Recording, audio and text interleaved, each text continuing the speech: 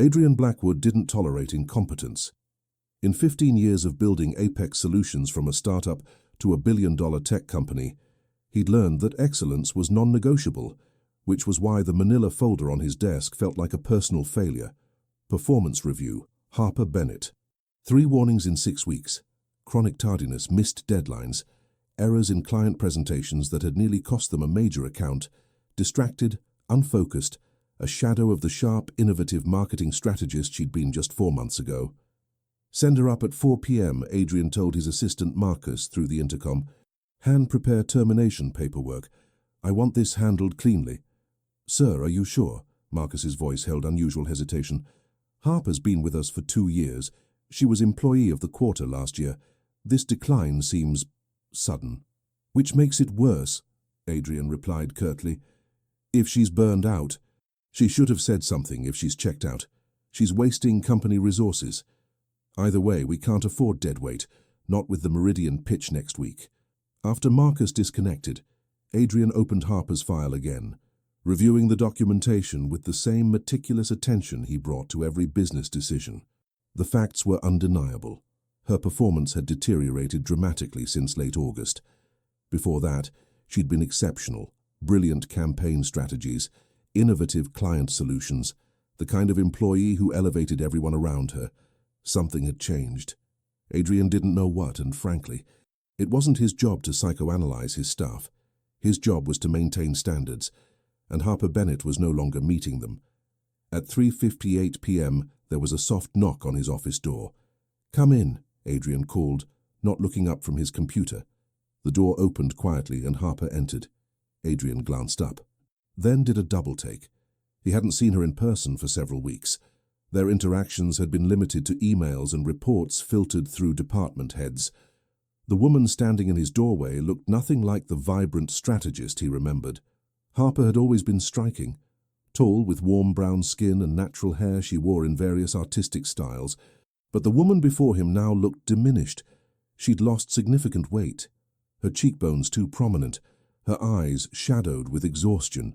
She wore a professional blazer that seemed too large, and she carried a leather portfolio clutched against her chest like armor.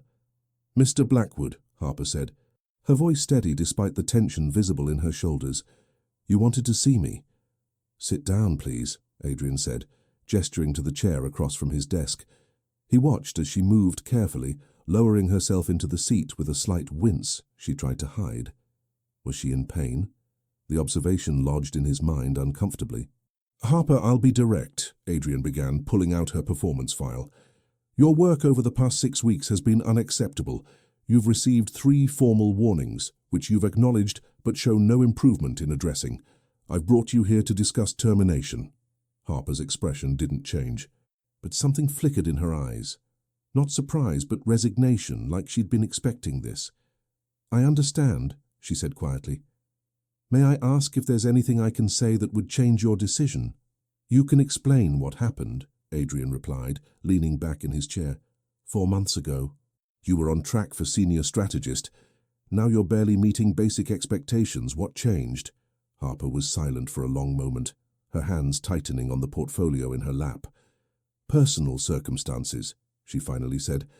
"I've been dealing with some challenges outside of work that have affected my focus. I apologize for letting it impact my performance." "Personal circumstances," Adrian repeated, frustration creeping into his voice. "Harper, everyone has personal circumstances. That's what personal time and mental health days are for. If you were struggling, you should have spoken to HR, requested accommodation, taken a leave of absence. Instead, you let your work deteriorate while costing this company time and resources." "I couldn't take time off," Harper said, and there was something raw in her voice now. I need this job, the insurance, the income. I couldn't afford to take leave." "So instead you chose to underperform and hope no one would notice?" Adrian's tone was sharper than he intended. "That's not integrity, Harper, that's—" He stopped as something slipped from Harper's portfolio, a folded piece of paper that fluttered to the floor between them. Harper moved to grab it, but the motion was too quick, and she gasped slightly, pressing a hand to her side. Adrian was already reaching for the paper. He picked it up, intending to hand it back, but the letterhead caught his eye: Seattle Cancer Care Center. Adrian's hand froze. The paper was a medical report, partially folded but with enough visible to see critical words. Stage I breast cancer. Chemotherapy protocol, treatment schedule. That's private, Harper said, her voice tight as she reached for the document.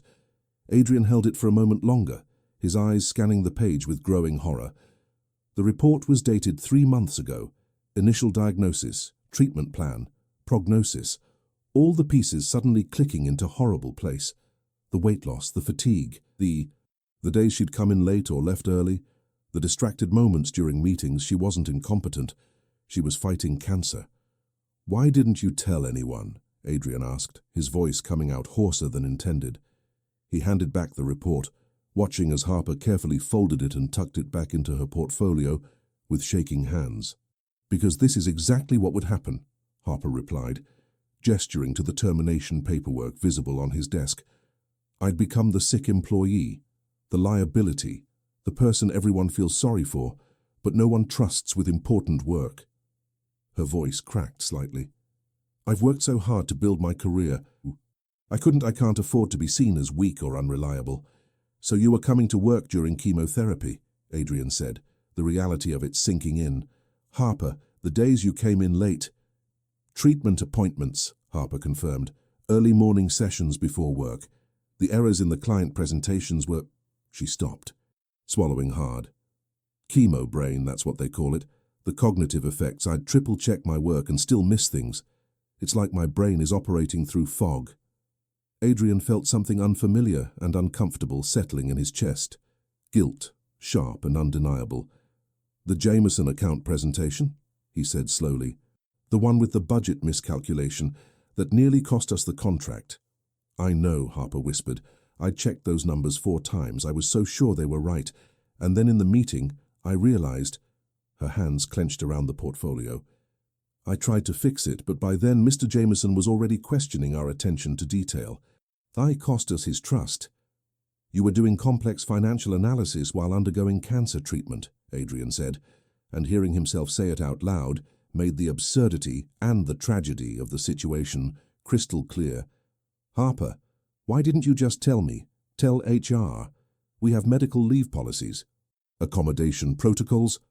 "That I can't afford to use," Harper interrupted. "Mr. Blackwood, do you know what cancer treatment costs, even with insurance? I'm drowning in medical bills, co-pays, medications, scans.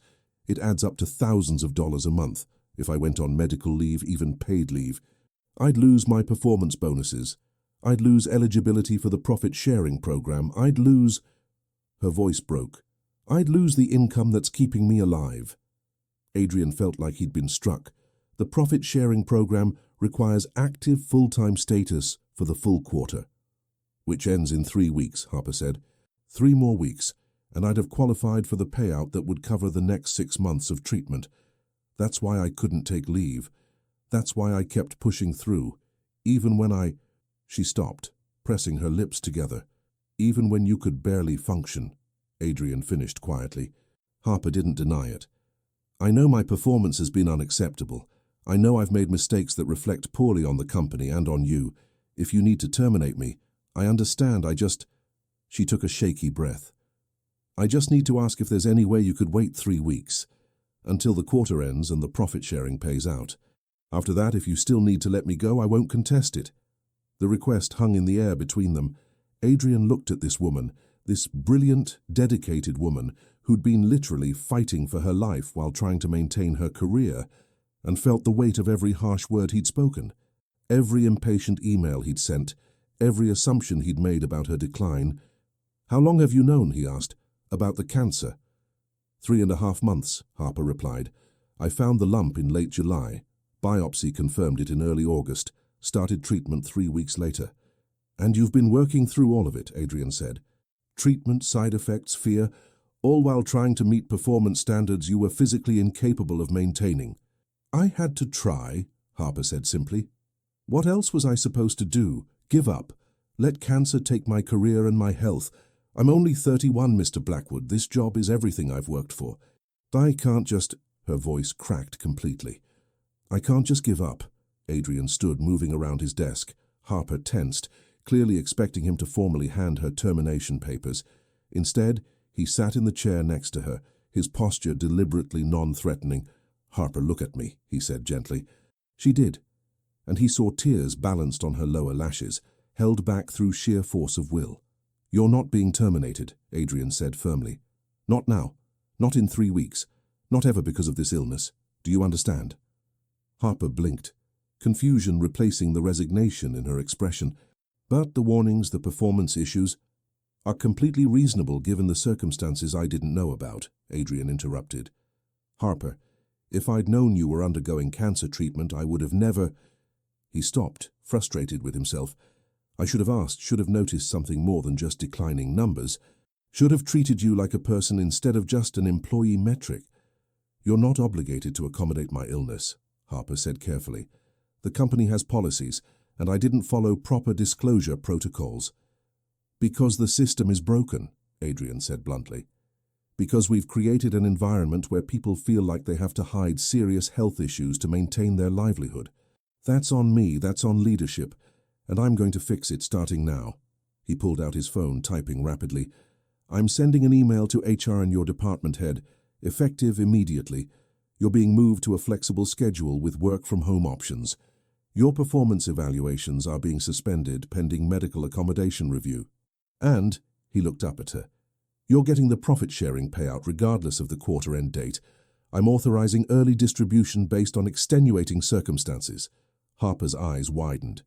"Mr. Blackwood, you can't just—" "I'm the CEO," Adrian interrupted. "I can absolutely do this. Harper, you've earned that payout through 2 years of exceptional work. The fact that cancer temporarily impacted your performance doesn't erase your value to this company. But the other employees, if they find out I got special treatment, they'll find out that Apex Solutions supports employees through health crises," Adrian said firmly. "Which is exactly the message I want to send. We've been so focused on performance metrics that we've forgotten the humans behind them. You're helping me fix that mistake." Harper was crying now, silent tears streaming down her face. "Why are you doing this? You don't even know me. We've barely spoken in 2 years beyond professional emails." "Because it's the right thing to do," Adrian replied. "And because—" He paused, something uncomfortable but honest rising. "Because I almost made a catastrophic mistake today. I almost fired someone for being sick. That's not the leader I want to be, or the company I want to run." Harper wiped at her tears with shaking hands. "I don't know what to say." "Say you'll accept the accommodations," Adrian replied. "Say you'll let us support you through this treatment. Say—" His voice softened. "Say you'll stop trying to carry this alone." "I've been alone for so long," Harper whispered. "I don't know how to let people help." "Then we'll figure it out together," Adrian said. "Starting with getting you home to rest. When's your next treatment?" "Tomorrow morning," Harper admitted. "I was going to come in after, but—" "You're taking the day off," Adrian interrupted. "Take tomorrow, take Friday, come back Monday if you feel up to it. But no pressure. Your job will be here when you're ready." Harper looked at him with something like wonder. "I thought you were going to fire me." "I was," Adrian admitted. "And I'm going to have to live with that, with knowing I almost—" He stopped, unable to finish the sentence. "Almost destroyed her livelihood," when she was already fighting for her life. As Adrian walked Harper to the elevator, ensuring she had a car service waiting to take her home safely. He found himself thinking about all the things he'd missed, the signs he'd been too busy to notice, the human being he'd reduced to performance metrics. He'd built an empire, but what good was success if it came at the cost of basic human compassion?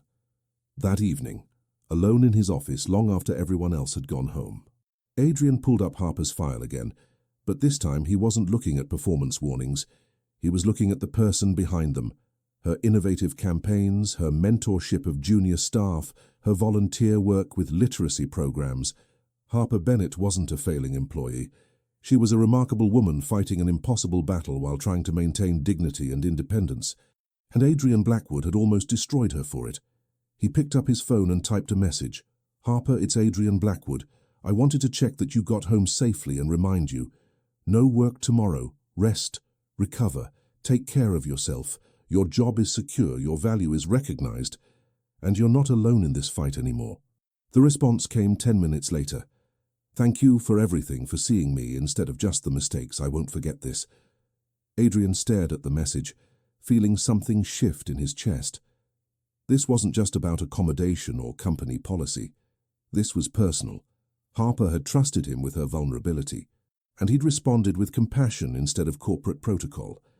It was the beginning of something neither of them had expected, but sitting in his dark office, Adrian knew with absolute certainty that Harper Bennett had just become far more than an employee facing termination. She'd become someone he was determined to protect, support, and, if she'd let him know beyond the confines of corporate hierarchy, the cancer treatment would continue. The challenges wouldn't disappear, but Harper wouldn't face them alone anymore, and Adrian would make damn sure of that. Harper didn't come in on Monday or Tuesday. By Wednesday, Adrian found himself checking his phone constantly, looking for updates that never came. He'd given her space, told her to take the time she needed, but the silence was driving him to distraction. "Sir, you've been staring at that same spreadsheet for 20 minutes, Marcus observed from the doorway. "Are you actually reading it or just pretending?" Adrian looked up, realizing his assistant was right. "I'm concerned about Harper Bennett, the employee you almost fired last week." Marcus's tone was carefully neutral, but Adrian heard the judgment underneath. "Yes," Adrian admitted. "I made arrangements for accommodations, approved early profit-sharing distribution, authorized flexible scheduling, but she hasn't responded to any follow-up emails, and I'm—" He stopped, uncomfortable with what he was about to admit. "I'm worried." Marcus was quiet for a moment. "Sir, permission to speak freely?" "Always." "You're not acting like a CEO concerned about an employee," Marcus said carefully. "You're acting like someone who cares personally, which, given your history of maintaining strict professional boundaries, is unusual." Adrian wanted to deny it, but Marcus had been with him for 8 years. The man knew him too well. "I almost fired someone for having cancer," Adrian said bluntly, "for being sick and trying to hide it, because our corporate culture made her feel like she had to choose between her health and her livelihood. That's not just a professional failure, Marcus. That's a moral one." "So this is guilt," Marcus observed. "It started as guilt," Adrian admitted. "But somewhere between reading that medical report and watching her walk into that elevator—" He stopped, struggling to articulate what he'd felt. She was so determined to maintain her dignity, so fierce about not being seen as weak, even while fighting something that would have broken most people.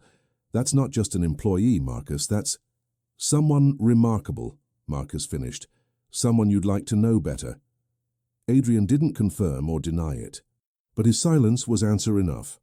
"Well," Marcus said pragmatically, "you could call her, check in professionally, then gauge whether a more personal conversation would be welcome." "What if she thinks I'm overstepping?" Adrian asked. "She's dealing with enough without her CEO becoming inappropriately invested in her recovery." "Or," Marcus countered, "she's dealing with enough that having someone genuinely care might actually help her. You've spent 15 years building walls between yourself and personal connection. Maybe it's time to knock down a few of them." After Marcus left, Adrian stared at his phone for a full minute before finally calling Harper's number. It rang 4 times before she answered, her voice hoarse. "Mr. Blackwood." "Adrian," he corrected automatically. "Are you okay? You sound like I just spent 3 days recovering from aggressive chemotherapy." Harper's laugh was weak, but held a trace of humor.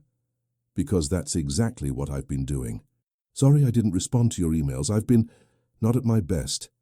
"You don't need to apologize," Adrian said. "I called because I wanted to make sure you had everything you needed. Medical support, home care, groceries. Harper, are you taking care of yourself?" There was a long pause. "Define taking care of myself," Harper finally said. "Because if you mean am I eating, sleeping, and managing my medication schedule, then technically yes. If you mean am I doing well, then—" Her voice wavered. "Not really." Adrian made a decision that was probably inappropriate and definitely outside normal CEO behavior. "Give me your address." "What?" "Why, because I'm coming over," Adrian said, already grabbing his keys. "Not as your CEO, but as—" He hesitated. "As someone who cares about your well-being. You don't have to let me in. But I'm bringing food, and I'm going to make sure you're not just surviving, but actually being taken care of." "Adrian, you can't—" Harper started. I can, he interrupted. And I am. Text me your address or I'll get it from HR records, but either way, I'm coming over. Harper was silent for so long, Adrian thought she'd hung up. Then, Apartment 4B, Riverside Towers on Pine Street. But Adrian, I look terrible, I mean really terrible. Post-chemo terrible. I don't care about how you look, Adrian said honestly. I care about making sure you're okay. I'll be there in 20 minutes. He stopped at a small grocery on the way, grabbing supplies based purely on instinct. Ginger tea for nausea, plain crackers, fresh fruit, soup that looked homemade from the deli counter. It wasn't until he was standing outside Harper's apartment door that the absurdity of the situation hit him. He was the CEO of a billion-dollar company, delivering groceries to an employee he'd almost fired a week ago. This was beyond inappropriate. This was... The door opened. Harper stood there in an oversized sweater and leggings. A knit cap covering what Adrian now understood was likely hair loss from treatment. She looked exhausted and vulnerable, and beautiful in a way that had nothing to do with physical appearance, and everything to do with the raw courage visible in her eyes. "Hi," she said softly. "Hi," Adrian replied. "Can I come in?" Harper stepped aside, and Adrian entered a space that was small but carefully decorated. Books everywhere, artwork on the walls, plants on every available surface, despite the fact that she was clearly struggling to take care of herself. "Sorry about the mess," Harper said, moving a blanket from the couch. "I haven't had much energy for cleaning." "Don't apologize," Adrian said, setting down the grocery bags. "Harper, sit please, let me put this away and then we're going to talk," as Adrian organized the groceries, discovering in the process that her refrigerator was nearly empty and her pantry consisted mainly of saltines and ginger ale. Harper settled on the couch, watching him with an expression he couldn't quite read. "Why are you really here?" she asked when he finally joined her, carrying 2 mugs of the ginger tea he'd just prepared. "Because I've been worried," Adrian admitted, "because I almost made the worst decision of my professional life last week, and I needed to make sure you were actually okay, not just saying you were okay." "I'm not okay," Harper said bluntly. "I'm exhausted all the time. Food tastes like metal. I can't remember simple things. My body hurts in ways I didn't know were possible, and I'm terrified. Constantly, overwhelmingly terrified that the treatment won't work, that I'll have put myself through all of this suffering for nothing." The honesty in her words felt like a punch to Adrian's chest. "I'm so sorry you're going through this." "Everyone's sorry," Harper said, not unkindly, "but sorry doesn't make the cancer go away. Sorry doesn't make the chemo less brutal. Sorry is just..." She stopped, seeming to catch herself. "I'm sorry, that was unfair. You've been nothing but supportive, and here I am being bitter." "You're allowed to be bitter," Adrian said. "Harper, you're 31 years old and fighting cancer. You get to feel however you feel about that without apologizing for it." Harper looked at him with something like surprise. "Most people want me to be positive, stay strong, keep fighting, attitude is everything. Like if I'm not relentlessly optimistic, I'm somehow failing at having cancer correctly." "That's absurd," Adrian said. "You're dealing with something terrifying and painful. You don't owe anyone a performance of positivity." "Thank you for saying that," Harper whispered. "You have no idea how much I needed to hear it." They sat in comfortable silence for a moment, drinking tea. Then Adrian asked, "Can I ask about your prognosis? You don't have to share if you're not comfortable." "Stage 2, Harper said, "which means it's serious but treatable. The oncologist is optimistic. The tumor is responding to chemo, and after we finish this protocol, we'll do surgery followed by radiation. If everything goes according to plan, I have an 85% 5-year survival rate." "And if it doesn't go according to plan?" Adrian asked gently. "Then the cancer spreads, and those odds get significantly worse," Harper replied matter-of-factly. "That's what keeps me up at night. The uncertainty, the knowledge that no matter how hard I fight, how perfectly I follow the protocol, there's still a chance I could lose." "You're not going to lose," Adrian said with more certainty than he had any right to claim. "You can't know that," Harper replied. "No," Adrian admitted, "but I can believe it, and I can make sure you have every resource available to give you the best possible chance." Harper's eyes narrowed slightly. "Adrian, what exactly are you offering?" "Whatever you need," Adrian said simply. "Better doctors if you want second opinions. Experimental treatments if conventional ones aren't working. Home care, meal services. transportation to appointments. Harper, you've been trying to handle this alone while maintaining a full-time job. That's not sustainable, and it's not necessary. I can't accept that kind of help, Harper protested. That's too much. You're my boss, not my... She stopped, seeming unsure how to finish. Not your what? Adrian prompted. Not my family, Harper finished quietly. Not someone obligated to care for me. What if I want to care for you? Adrian asked, the words coming out more vulnerable than he intended. Not because I'm obligated, but because I... He stopped, reconsidering. Harper, I'm going to be honest with you in a way that's probably completely inappropriate given our professional relationship. But I've spent 15 years maintaining perfect professional boundaries, and this past week has made me realize those boundaries are sometimes just walls that keep out the things that actually matter. Harper was watching him with wide eyes. Adrian, what are you saying? I'm saying that somewhere between reading that medical report and sitting here in your apartment, I've started caring about you as more than an employee, Adrian admitted. I'm saying that the thought of you fighting this battle alone makes me physically uncomfortable. I'm saying... He took a breath. I'm saying I'd like to be someone you can depend on if you're willing to let me try. You barely know me, Harper whispered. Then let me know you, Adrian replied. Not as CEO to employee, but as whatever this could become if we gave it a chance. Harper set down her tea with shaking hands. Adrian, I'm sick, really sick. I'm going to be dealing with treatment for at least another 6 months, possibly longer. I'm not. I can't be someone's romantic interest right now. I can barely take care of myself. I'm not asking you to take care of me, Adrian said gently. I'm asking to take care of you. Let me help, Harper. Let me be there for appointments, for hard days, for the moments when you're too tired to be strong. Not because you owe me anything, but because I want to, because you matter to me. Why? Harper's voice broke. Why would you want to sign up for this, the cancer, the treatment? The uncertainty. There are easier people to care about. I don't want easy, Adrian said. I've spent 15 years choosing easy. Choosing work over relationships. Choosing success over connection. Choosing isolation over vulnerability. It's made me wealthy and lonely and completely unprepared for the moment. When someone like you walks into my life and reminds me what actually matters. Harper was crying now. Silent tears streaming down her face. What if I die? What if you let yourself care about me and then I die? The question hung heavy in the air. Adrian moved closer, taking her hands in his. Then I'll have been privileged to know you for whatever time we had, he said quietly. Harper, I can't promise everything will be okay. I can't promise the treatment will work or that you won't suffer, or that this won't be the hardest thing either of us ever goes through. But I can promise that if you let me, I'll be there for all of it. The good days and the terrible days and everything in between. That's a lot to ask of someone, Harper whispered. You're not asking, Adrian pointed out. I'm offering. There's a difference. Harper looked at their joined hands, then up at his face. I'm scared, she admitted, of the cancer, of dying, of letting someone care about me and then disappointing them. I'm scared all the time, Adrian. Then be scared with me, Adrian said. Let me share the weight of it. You've been carrying this alone for too long.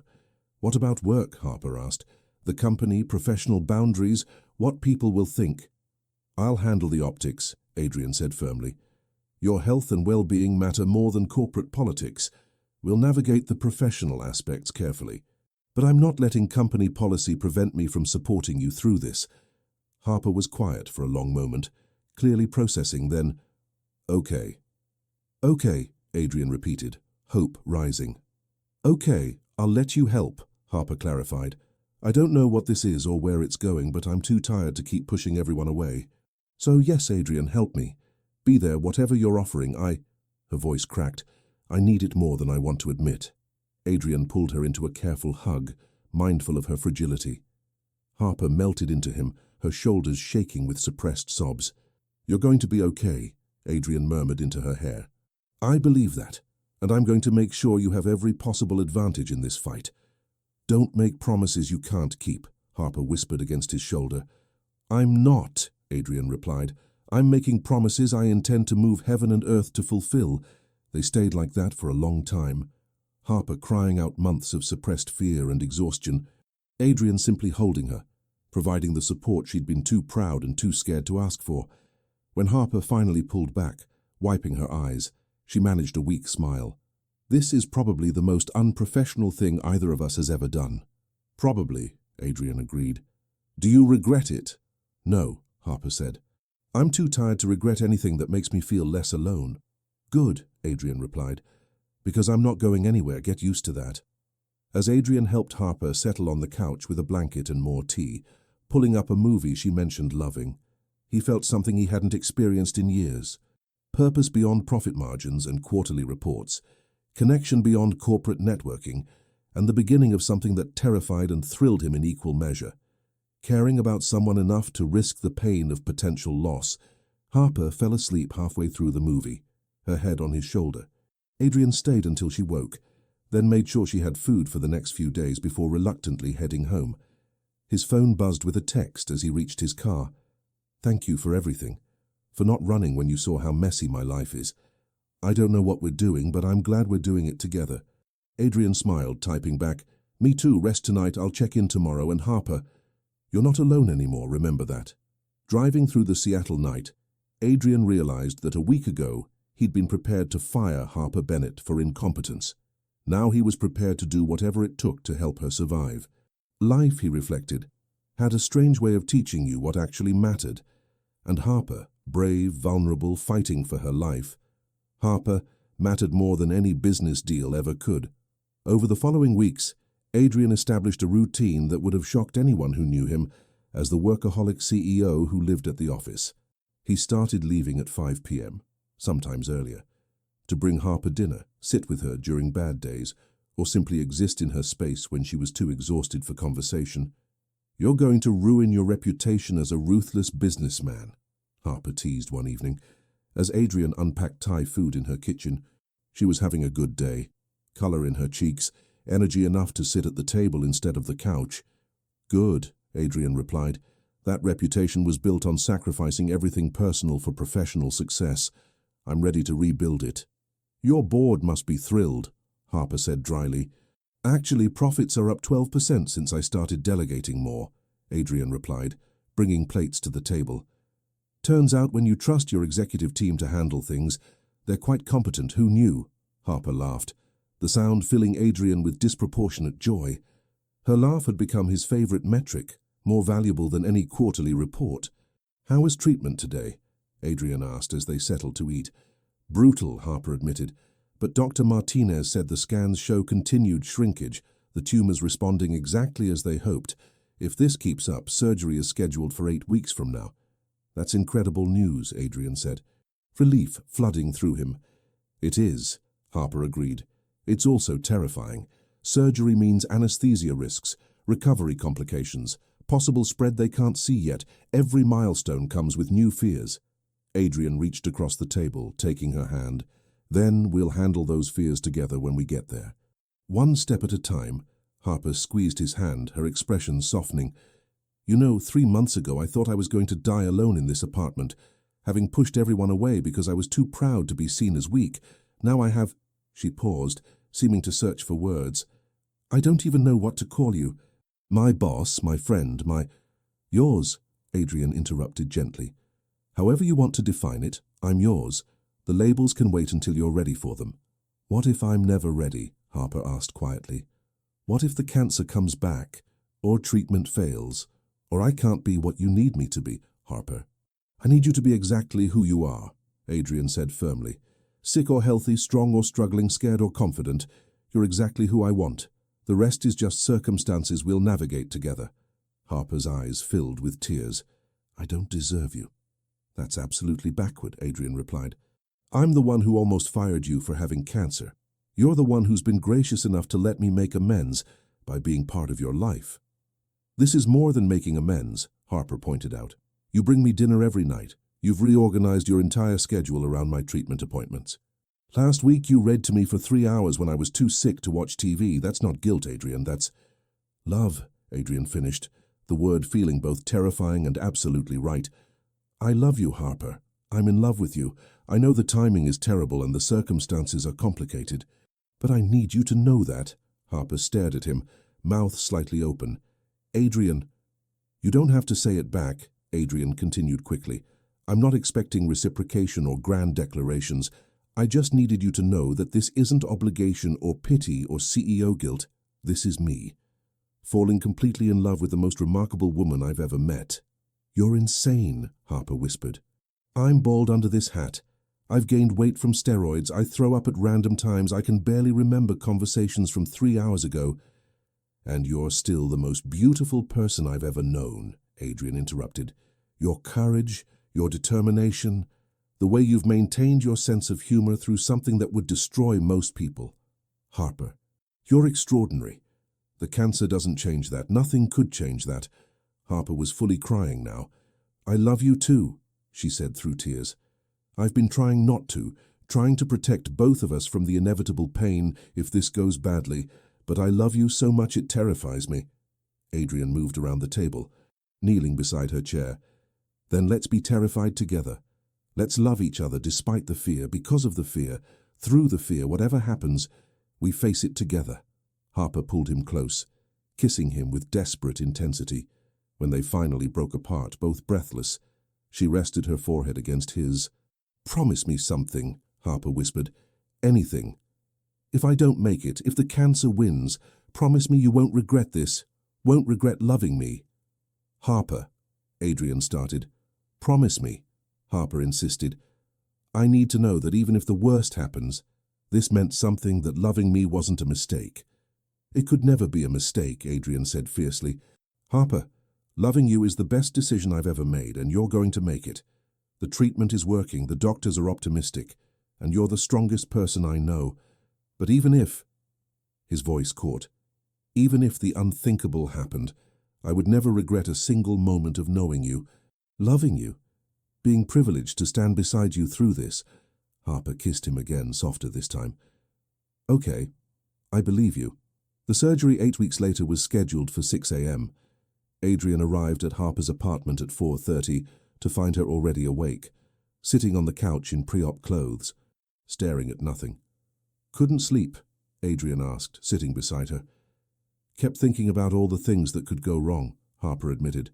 "Anesthesia complications, surgical errors, discovering it spread further than the scans showed.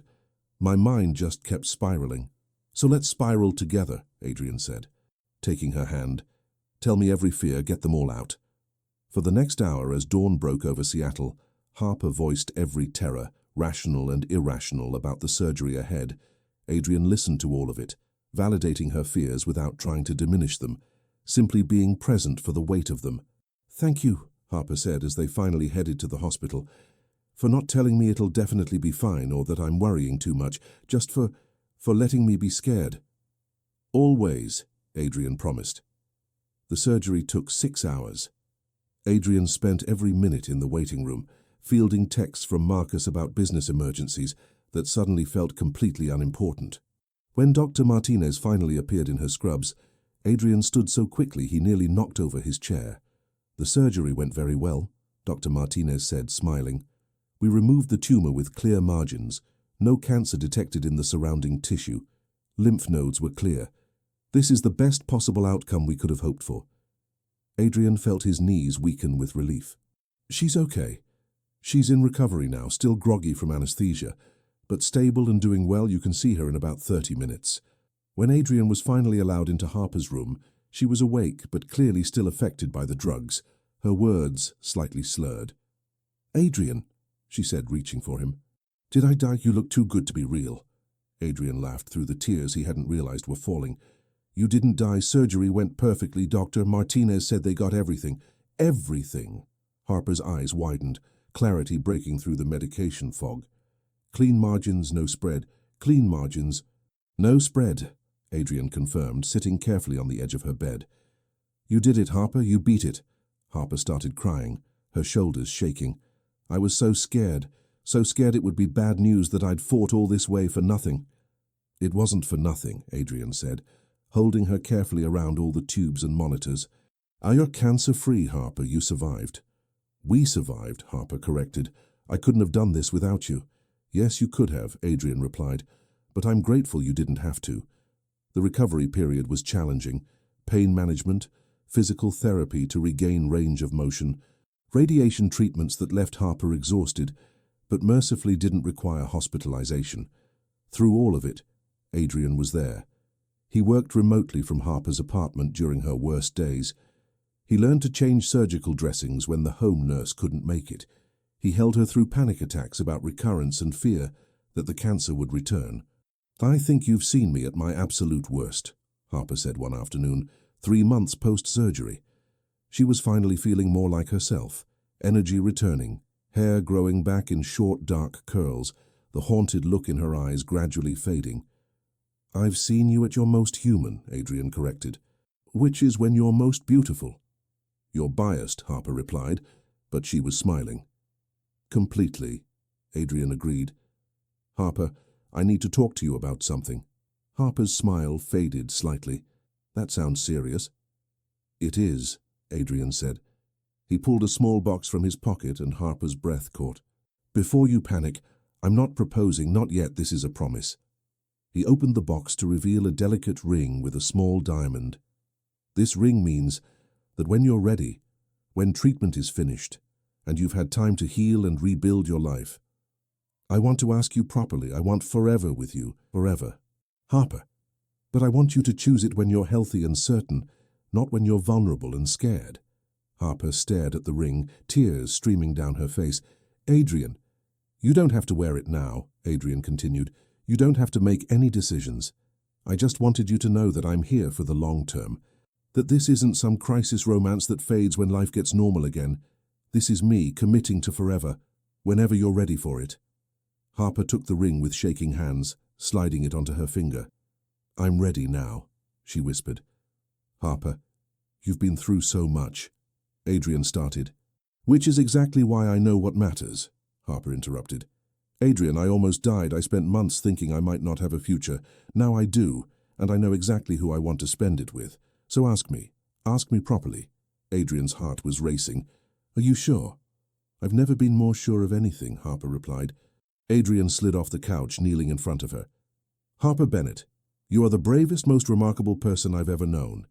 You've taught me what actually matters in life, shown me that vulnerability is strength, reminded me that success means nothing without someone to share it with. Will you marry me?" "Yes," Harper said, laughing through tears. "Yes, absolutely yes." Adrian slid the ring firmly onto her finger, then pulled her into a kiss that felt like promise and celebration and the beginning of everything they'd fought so hard to reach. "I love you," Harper whispered against his lips. "I love you too," Adrian replied. "Thank you for not dying. Thank you for letting me love you. Thank you for almost getting fired," Harper teased. "For being stubborn enough to keep fighting, even when you were hiding how hard it was," Adrian corrected. "For trusting me with your truth, for letting me be part of your survival." 1 year later, Harper stood in Adrian's office, now their shared office since she'd been promoted to Chief Marketing Officer and worked alongside him daily, reviewing the new employee wellness program they'd implemented. "Full medical leave with pay for serious illness," Harper read from the document. "Mental health support. Flexible scheduling. Family support resources, Adrian. This is exactly what I needed and didn't have. Which is why it needs to exist," Adrian replied, wrapping his arms around her from behind. "No one should have to hide serious illness to keep their job. No one should have to choose between survival and livelihood."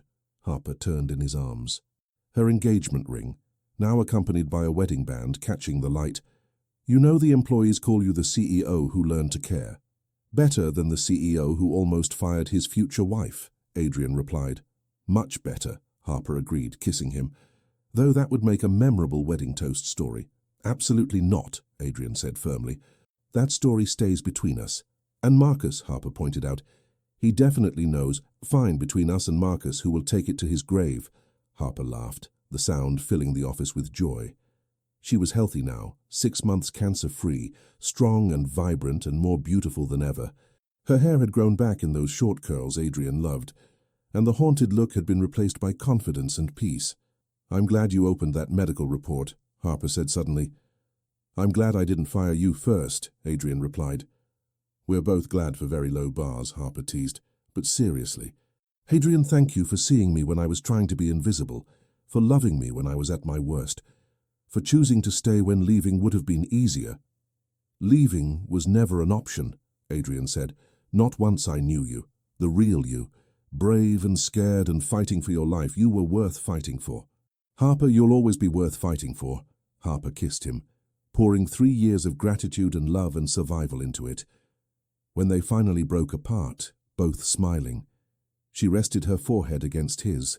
"So, Mr. Blackwood," Harper said, "what's next for us?"